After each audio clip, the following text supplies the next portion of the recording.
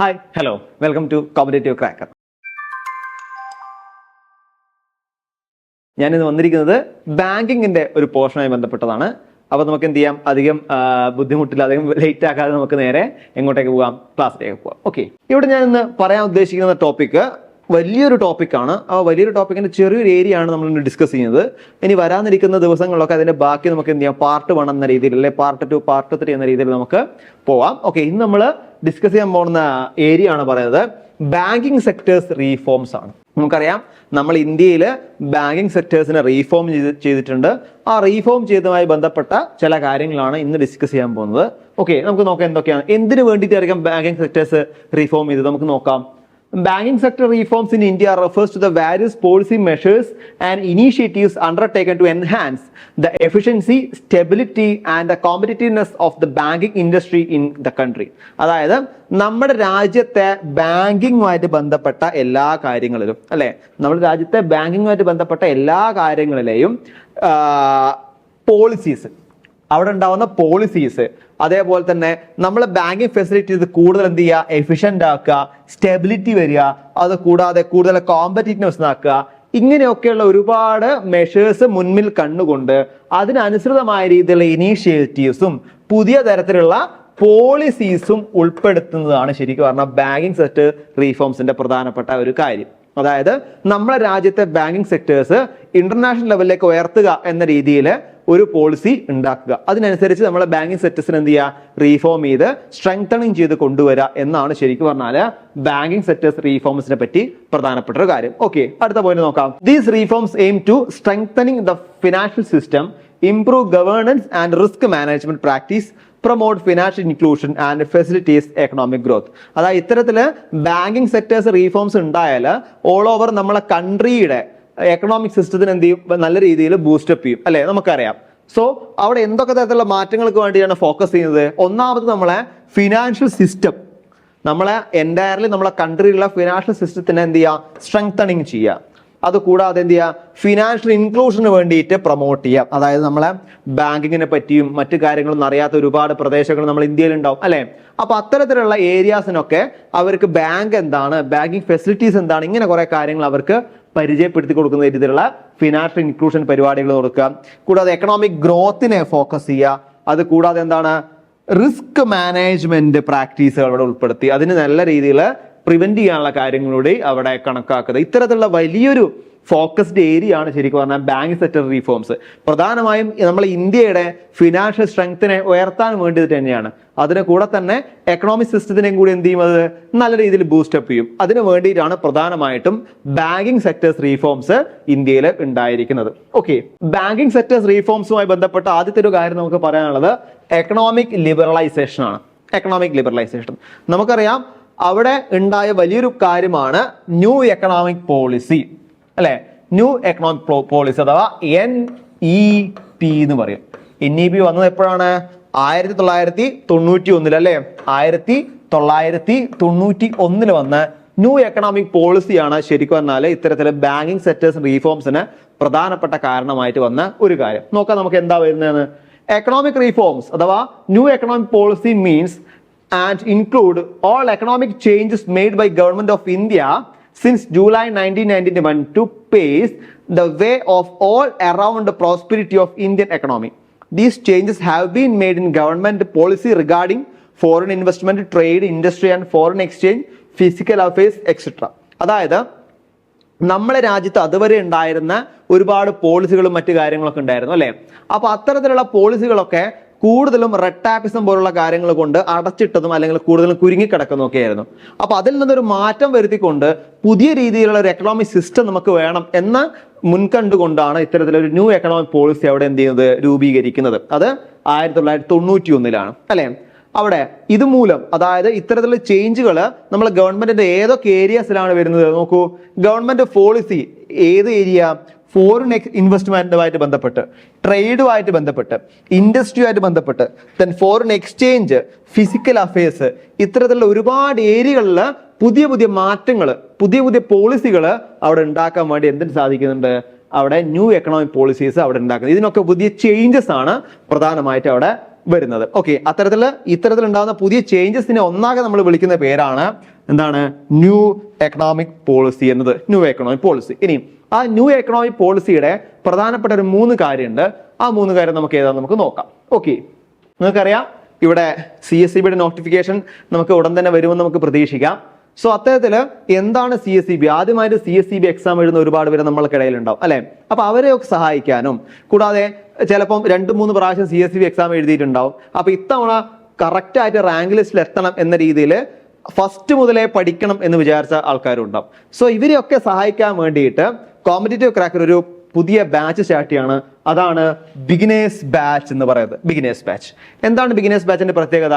അതായത് 6 മാസമാണ് കാലാവധി. 6 മാസം കൊണ്ട് CSEBയുടെ ഫുൾ സിലബസ് കവർ ചെയ്ത് നിങ്ങൾ എക്സാമിന് വേണ്ടി പ്രിപ്പയർ ചെയ്യുകയാണ് ചെയ്യുന്നത്. സോ ഇവിടെ നിങ്ങൾക്ക് ആ ബാച്ചിലേക്ക് ജോയിൻ ചെയ്യാം. സോ ജോയിൻ ചെയ്യാൻ വേണ്ടി നമുക്ക് എന്ത് ചെയ്യാം? ബോർഡ് നമ്പറിൽ കോൺടാക്ട് ചെയ്യാം. കൂടാതെ താഴെ ഒരു ലിങ്ക് പ്രൊവൈഡ് ചെയ്തിട്ടുണ്ടാവും. അതിലൂടെ നിങ്ങൾക്ക് എന്ത് ചെയ്യാം? കോൺടാക്ട് ചെയ്യാം. ഓക്കെ, നോക്കാം. ആദ്യമായിട്ട് ന്യൂ എക്കണോമിക് പോളിസിന്റെ ആദ്യത്തെ ഒരു ഘടകമാണ് ലിബറലൈസേഷൻ. എന്താ ലിബറലൈസേഷൻ? ഒരു വാക്ക്, അതിന്റെ മലയാളം ഉദാരവൽക്കരണം നമുക്ക് പറയാം അല്ലെ. ഉദാരവൽക്കരണം. എന്താ അവിടെ ഉണ്ടാവാൻ പോകുന്നത്? അതായത് അതുവരെ ഉണ്ടാവുന്ന പലതരത്തിലുള്ള ഇൻഡസ്ട്രീസും പലതരത്തിലുള്ള പോളിസികളൊക്കെ ഞാൻ നേരത്തെ പറഞ്ഞ പോലെ തന്നെ ഒരുപാട് കൂട്ടിക്കെട്ടുകൾ കൊണ്ടൊക്കെ ഉണ്ടായതാണ് അല്ലെ. ഒരുപാട് സ്വതന്ത്രത അനുഭവിക്കാൻ പറ്റാത്ത രീതിയിലുള്ള ഒരുപാട് പോളിസികൾ അവിടെ ഉണ്ടായിട്ടുണ്ട്. തികച്ചും ഗവൺമെന്റിന് അണ്ടറുള്ള ഒരുപാട് പോളിസീസ്. ഓക്കെ, അത്തരത്തിലുണ്ടാവുന്ന പോളിസികളിൽ നിന്നും കുറച്ച് ഫ്രീഡം കൊടുക്കുക. ഓക്കെ, അതാണ് പ്രധാനമായിട്ടും ഉദാരവൽക്കരണം എന്നുകൊണ്ട് അർത്ഥമാകുന്നത്. കുറച്ചുകൂടി എന്ത് ചെയ്യുക? ഫ്രീഡംസ് പ്രൊവൈഡ് ചെയ്യുക. ഓക്കെ, ഇവിടെ അതുമായി ബന്ധപ്പെട്ട ചില പോയിന്റ്സ് ഉണ്ട്. നമുക്ക് ഓരോ പോയിന്റും എങ്ങനെയൊക്കെയാണ്, ഓരോ ഏരിയയിലും എങ്ങനെയാണ് ലിബറലൈസേഷൻ ഉണ്ടായെന്ന് നോക്കാം. ആദ്യം ഉണ്ടായത് ഡീറെഗുലേഷൻ ഓഫ് ഇൻഡസ്ട്രിയൽ സെക്ടർ. അതായത് ഇൻഡസ്ട്രിയൽ ഏരിയാസ് ഉണ്ടോ നമ്മുടെ നാട്ടിൽ അല്ലെ. അപ്പോൾ ഇൻഡസ്ട്രിയൽ ഏരിയാസ് ചിലപ്പോൾ അതുവരെ ഗവൺമെന്റിന്റെ അണ്ടറിൽ തന്നെ വേണം. എല്ലാം ഗവൺമെന്റിന്റെ അണ്ടറിലായിട്ടുള്ള ഒരു ഇൻഡസ്ട്രീസ് ആയിരിക്കണം വേണ്ടെന്നുള്ള പോളിസി ഉണ്ടായേക്കാം.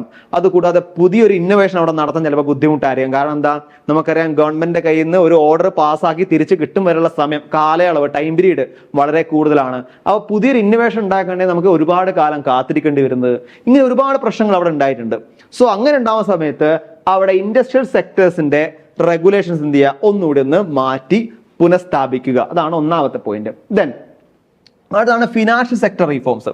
നമ്മൾ ഫിനാൻഷ്യൽ സെക്ടർ റീഫോംസിൽ നിന്ന് നേരത്തെ പറഞ്ഞ പോലെ ബാങ്കിങ് സെക്ടർ റീഫോംസും അതിലൊരു ഘടകമാണ്. സോ അത്തരത്തില് ഫിനാൻഷ്യൽ സെക്ടേഴ്സ് എന്ത് ചെയ്യുക? ഒന്നുകൂടി റീഫോം ചെയ്ത് ചില നിയമങ്ങൾ കൂട്ടിച്ചേർക്കുക, ചിലത് ഒഴിവാക്കുക, അങ്ങനെയൊക്കെ കാര്യങ്ങൾ നമുക്ക് നോക്കാം. Then tax reforms.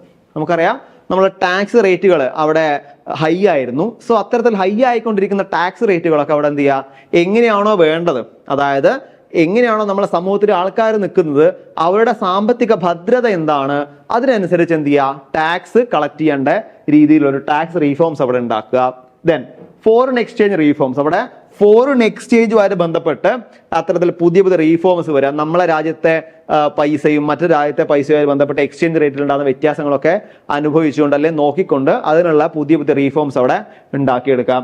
Then trade and investment policy reforms. അവിടെ നമ്മൾ ട്രേഡിനും അതേപോലെ തന്നെ ഫോറിൻ ഇൻവെസ്റ്റ്മെന്റ് കാര്യങ്ങളൊക്കെ ഉണ്ടെങ്കിൽ അതുമായി ബന്ധപ്പെട്ടതിനൊക്കെ അവിടെ എന്ത് ചെയ്യുക? റീഫോം ചെയ്യുക. അതുമായി ബന്ധപ്പെട്ട നിയമങ്ങളൊക്കെ ഭേദഗതി ചെയ്യുക. അപ്പൊ ഇതൊക്കെയാണ് ലിബറലൈസേഷന്റെ പ്രധാനപ്പെട്ട 5 പോയിന്റ് നമുക്ക് പറയാനുള്ളത്. ലിബറലൈസേഷൻ എന്ന് പറയുമ്പോൾ ഉദാരവൽക്കരണമാണ് അവിടെ സൂചിപ്പിക്കുന്നത്. അടുത്തൊരു പോയിന്റ് ആണ് പ്രൈവറ്റൈസേഷൻ. ലിബറലൈസേഷൻ നമ്മൾ പറഞ്ഞു, അടുത്തതാണ് പ്രൈവറ്റൈസേഷൻ. എന്താണ് പ്രൈവറ്റൈസേഷൻ നമുക്ക് നോക്കാം. It implies shedding of the ownership or management of a government owned enterprise. Government companies are converted into private companies. അതായത് അവിടെ അത്ര കാലം വരെ ഗവൺമെന്റിലെ അണ്ടറിലായിരിക്കുന്ന കമ്പനീസോ ട്രേഡുകളോ ഉണ്ടെങ്കിൽ അതിനെ എങ്ങോട്ടേക്ക് മാറ്റുക? പ്രൈവറ്റ് പീപ്പിളിലേക്ക് മാറ്റുക അല്ലെ, പ്രൈവറ്റ് കമ്പനീസിലായിട്ട് മാറ്റുക. അത് 2 തരത്തിൽ മാറ്റാൻ പറ്റും. എങ്ങനെ മാറ്റാൻ പറ്റും? അതാണ് ഇവിടെ പറയുന്നത്. By withdrawal of the government from ownership and management of public sector companies. അതായത് എന്ത് ചെയ്യാൻ പറ്റും? അവിടെ ഗവൺമെന്റിന്റെ ഓണർഷിപ്പ് അവിടെ എന്ത് ചെയ്യാം? വിഡ്രോ ചെയ്യാം. ഗവൺമെന്റിന്റെ ഓണർഷിപ്പ് അവിടെ വിഡ്രോ ചെയ്തുകൊണ്ട് പറ്റും. ദെൻ അടുത്ത് എന്താണ്? By outright sale of public sector company, അല്ലെങ്കിൽ അവിടെ പബ്ലിക് സെക്ടർ കമ്പനി ആയിട്ട് ഔട്ട് സെയിൽ ചെയ്തുകൊണ്ട് നമുക്ക് അവിടെ ചെയ്യാൻ പറ്റും. അത്തരത്തില് അവിടെ പ്രൈവറ്റ് പീപ്പിളിന്, പ്രൈവറ്റ് കമ്പനീസിന് കൂടുതലായിട്ട് എന്ത് ചെയ്യുക? സ്വാതന്ത്ര്യം കൊടുക്കുക എന്നൊരു കാര്യം കൂടി അവിടെ വന്നിട്ടുണ്ട്. എന്തുകൊണ്ടായിരിക്കും അത്തരത്തിൽ പ്രൈവറ്റ് കമ്പനീസിന് സ്വാതന്ത്ര്യം കൊടുക്കുന്നത്? അതായത് പുതിയ പുതിയ ഇന്നോവേറ്റീവ് ആയുള്ള ഐഡിയാസ്, പുതിയ പുതിയ ട്രേഡ് പോളിസി പ്രാക്ടീസസ് അതൊക്കെ ആദ്യമായിട്ട് നമുക്ക് ഇംപ്ലിമെന്റ് ചെയ്യാൻ പറ്റുന്നത് പ്രൈവറ്റ് സെക്ടറിലാണ്. ഗവൺമെന്റിൽ പറ്റും, പക്ഷെ ഗവൺമെന്റ് പറ്റില്ല എന്ന് പറയുന്നില്ല. പക്ഷെ കൂടുതലായിട്ടും തിങ്ക് ചെയ്യാനും കൂടുതലായിട്ടും ഏറ്റവും കൂടുതൽ നല്ല രീതിയിലുള്ള സൗഹൃദങ്ങളും മറ്റുണ്ടാവുന്നത് കൂടുതലും പ്രൈവറ്റ് സെക്ടേഴ്സിലായിരിക്കും. സോ അവർക്ക് എന്ത് ചെയ്യാൻ പറ്റും, കൂടുതലായിട്ട് അവർക്ക് ഒരു മുന്നേറ്റം ഉണ്ടാക്കാൻ വേണ്ടി അവിടെ പ്രൈവറ്റൈസേഷൻ സഹായിക്കുന്നുണ്ട്. ഓക്കെ, അടുത്ത എന്തായിരിക്കാം? അടുത്താണ് ഗ്ലോബലൈസേഷൻ എന്ന് പറയുന്നത്. ഒരു വലിയൊരു ഏരിയ ആണ് ഗ്ലോബലൈസേഷൻ അല്ലേ. നമ്മൾ എന്താ ഗ്ലോബലൈസേഷൻ ഒരു ഡെഫിനേഷൻ നമുക്ക് വായിക്കാം. Although globalization is generally understood to mean integration of the economy of the countries with the world economy. അതായത് ഓരോരോ രാജ്യത്തിനും ഓരോ ബൗണ്ടറി ഉണ്ടാവും അല്ലെ, ഓരോ രാജ്യത്തിനും ഓരോ ബൗണ്ടറി ഉണ്ടാവും.